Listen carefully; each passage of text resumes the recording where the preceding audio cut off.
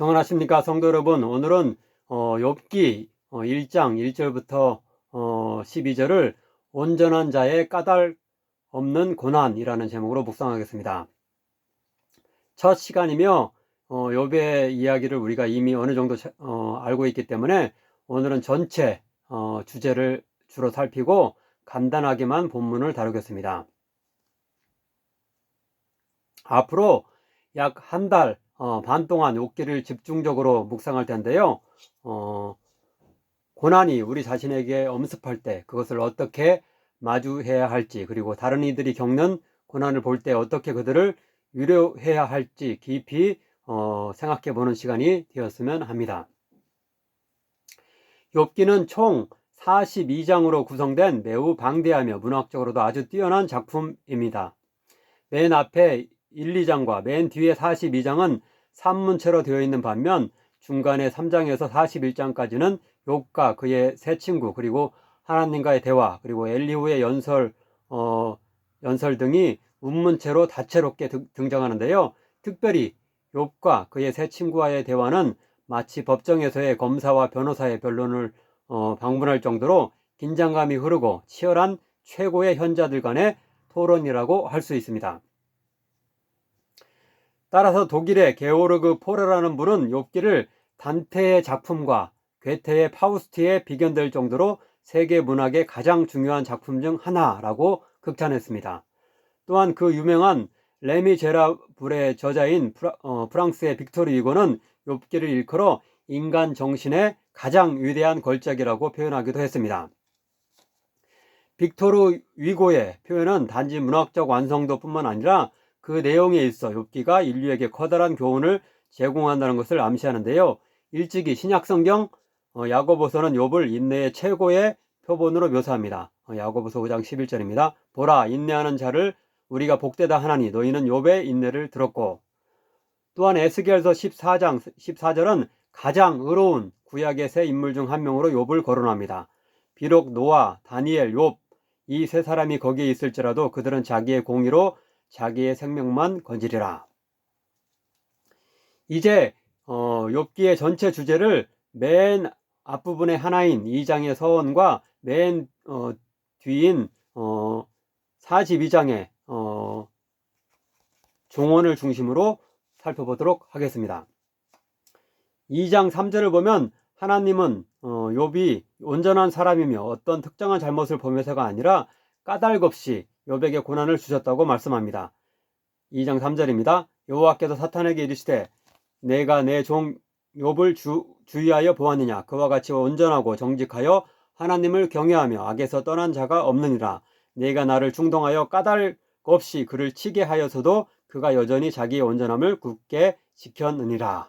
까닭 없이 사탄이 욥을 이렇게 욥에게 재앙을 주도록 이렇게 허락하셨다는 말씀입니다. 하지만 욥의 친구들은 계속하여 욥에게 추궁하기를 분명히 내가 하나님 앞에 죄가 있기 때문에 하나님이 너를 벌하려고 고난을 주신 것이다. 그 죄를 솔직히 회개하고 하나님께 용서를 빌어라 라고 말합니다. 첫째로 엘리바스는 4장 7절 8절에서 이렇게 말합니다. 생각하여 보라. 죄 없이 망한 자가 누구인가? 정직한 자의 끊어짐이 어디 있는가? 내가 보건대 악을 밭갈고 독을 뿌리는 자는 그대로 거두나니. 다음으로 빌닷은 8장 3절부터 6절에서 욥이 그런 재앙을 당한 것은 그의 자녀들의 죄악 때문이라고 말합니다. 하나님이 어찌 정의를 굽게 하시겠으며 전능하신 이가 어찌 공의를 굽게 하시겠는가? 내 자녀들이 주께 죄를 지었으므로 주께서 그들을 그 죄에 버려두셨나니 내가 만일 하나님을 찾으며 전능하신 이에게 간구하고 또 정결하고 정직하면 반드시 너를 돌보시고 내 의로운 처소를 평안하게 하실 것이라.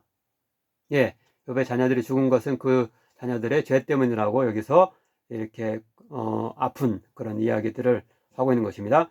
끝으로 소발은 11장 14, 15절에서 이렇게 말합니다. 내 손에 죄악이 있거든 멀리 버리라. 불의가 내 장막에 있지 못하게 하라. 그리하면 내가 반드시 흠없는 얼굴을 들게 되고 굳게 서서 두려움이 없으리니.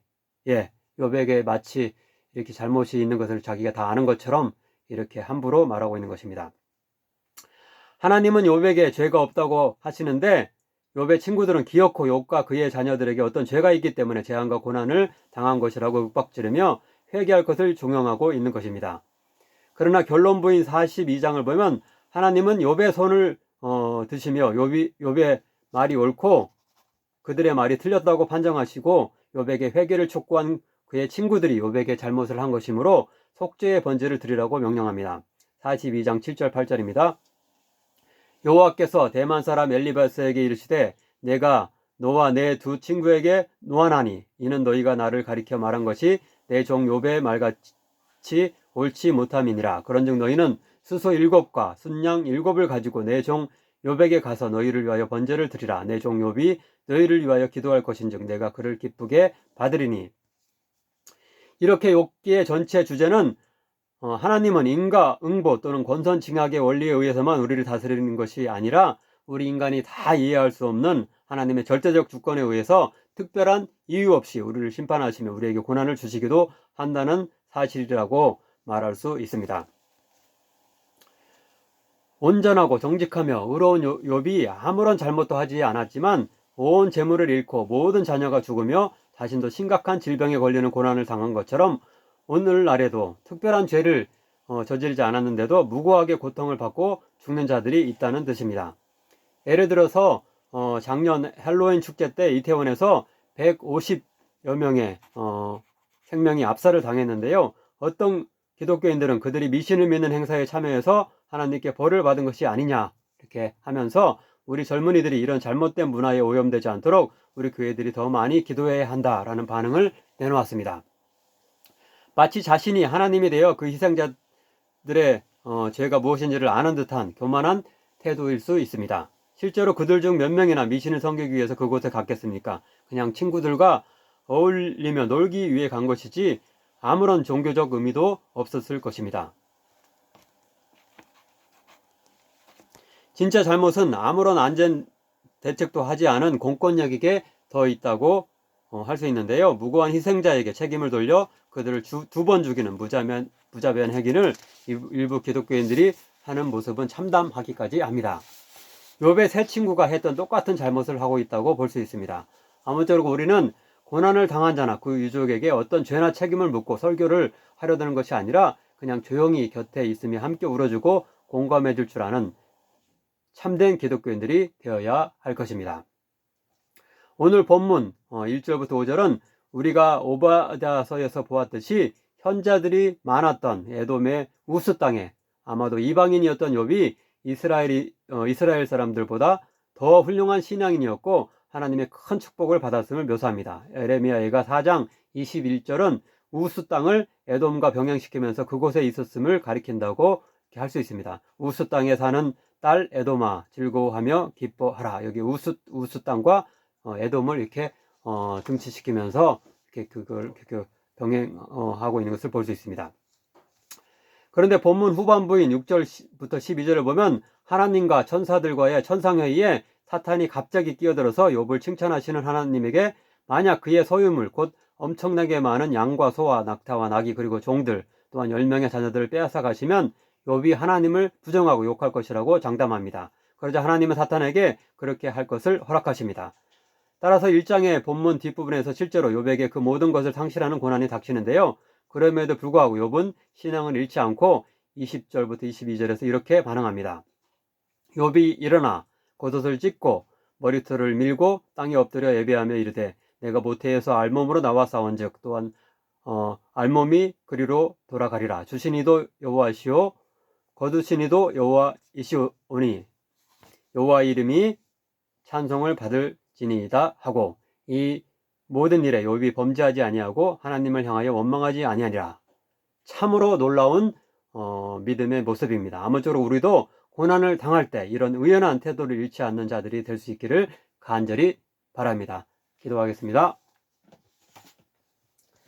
사랑의 하나님, 여러 가지 고난 중에 있는 우리들을 불쌍히 여겨주소서. 때로 별 잘못이 없는 것 같은데 왜 나에게 이런 긴 어둠의 터널과 광야가 있게 되었는지 의구심을 지닐 때가 있습니다.